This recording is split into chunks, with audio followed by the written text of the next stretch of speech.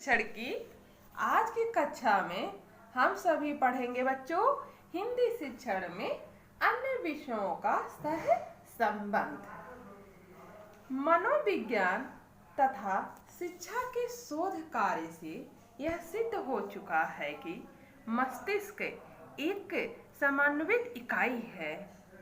विभिन्न विषयों के सीखने के लिए मस्तिष्क में अलग अलग भाग नहीं है, अपितु शिक्षण की सुविधा के लिए ज्ञान को विषयों में बांट लिया है। बालक तथा बालिकाओं के विकास पर सभी विषयों का प्रभाव समन्वित रूप से होता है। ज्ञान सभी विषयों का समग्र रूप है। बच्चों, विकास के 3 पक्ष हैं। आप सभी इस डायग्राम के माध्यम से देखेंगे। ज्ञानात्मक पक्ष, भावात्मक पक्ष, क्रियात्मक पक्ष। बालक के ज्ञानात्मक, भावात्मक तथा क्रियात्मक पक्षों के विकास का प्रभाव उसके व्यक्तित्व पर पड़ता है। अतः इतिहास शिक्षण में अन्य विषयों में संबंध स्थापित करते हुए पढ़ाने की विधि को विशेष महत्व दिया जाता है। हिंदी शिक्षण में सहसंबंध की आवश्यकता। हिंदी शिक्षण को एक सामाजिक विषय माना जाता है, इसलिए इसका शिक्षण पृथक रूप में नहीं किया जा सकता है।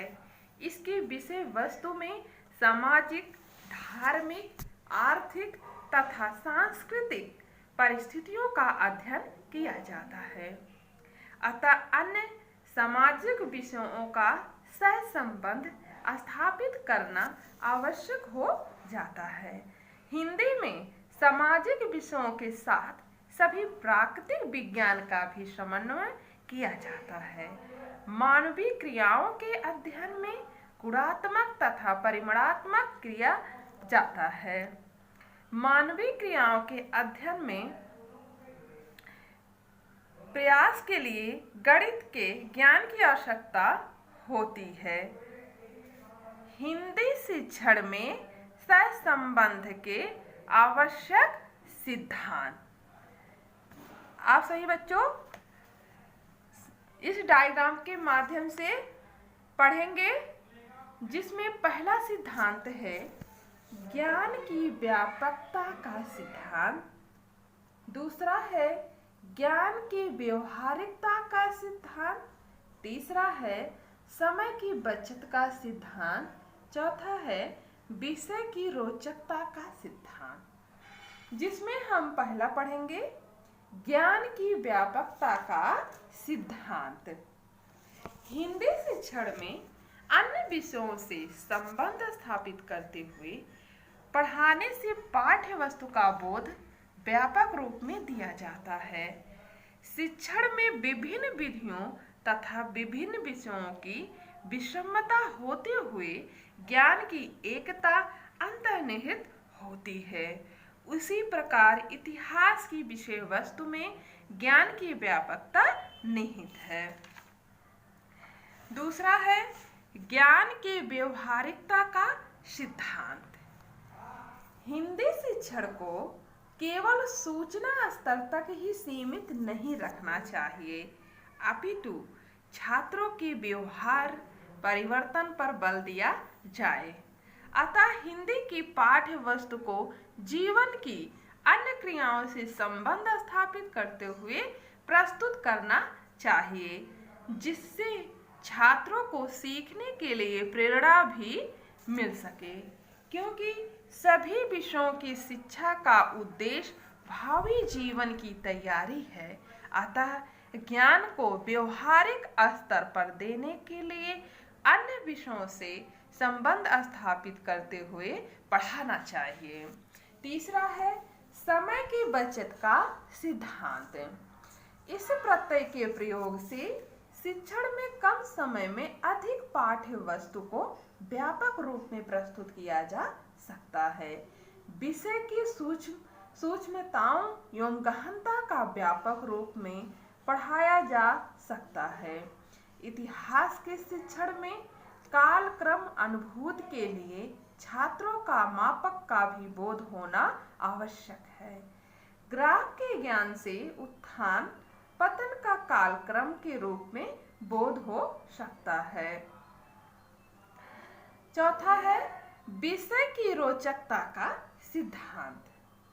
हिंदी के शिक्षण में सहसंबंध से छात्रों की रुचियों एवं स्वाभाविक प्रवृत्तियों का विकास होता है। छात्रों में इस प्रकार की अंतर्दृष्टि का विकास होता है कि एक एक विषय के तत्वों को समझने के लिए दूसरे विषय की सहायता ली जा सकती है। इस प्रकार सभी विषय एक दूसरे की पूरक हैं, विरोधी नहीं। विषय की निरस्ता भी समाप्त हो जाती है। छात्रों को विषय में रुचि उत्पन्न होती है। छात्रों में उदारता का भाव विकसित होता है। अब पढ़ेंगे हिंदी शिक्षण में सहसंबंध स्थापित करने की विधि, जिसमें 4 विधि है। लंबवत सहसंबंध, समांतर सहसंबंध, आकस्मिक सहसंबंध, आयोजित सहसंबंध। जिसमें हम पढ़ेंगे लंबवत सहसंबंध। हिंदी के उपविषय में लंबवत क्रम के रूप में पाठ्य वस्तु में संबंध स्थापित करने को लंबवत सहसंबंध कहते हैं। दूसरा है समांतर सहसंबंध। हिंदी शिक्षण के समय पाठ्य वस्तु का संबंध अन्य विषयों से स्थापित करने को समांतर सहसंबंध कहते हैं। तीसरा है आकस्मिक सहसंबंध। इस प्रकार के सहसंबंध में पूर्व योजना नहीं बनाई जाती है, अपितु शिक्षक प्रस्तुतिकरण के समय जहां आवश्यकता समझता है, स्पष्टीकरण के लिए स्वाभाविक रूप में अन्य विषयों के प्रसंग को प्रस्तुत करता है। अंतिम है आयोजित सहसंबंध। इस विधि में शिक्षण अन्य विषयों के प्रसंग तथा संदर्भों की पाठ्य वस्तु से संबंधित प्रकरण की योजना पहले से तैयार करता है, इसलिए इसे आयोजित सहसंबंध कहते हैं। अब पढ़ेंगे साहित्य से संबंध स्थापित करने में सावधानियां। इसमें निम्नलिखित सावधानियां बरतनी चाहिए। पहला है संबंधित प्रकरणों का चुनाव।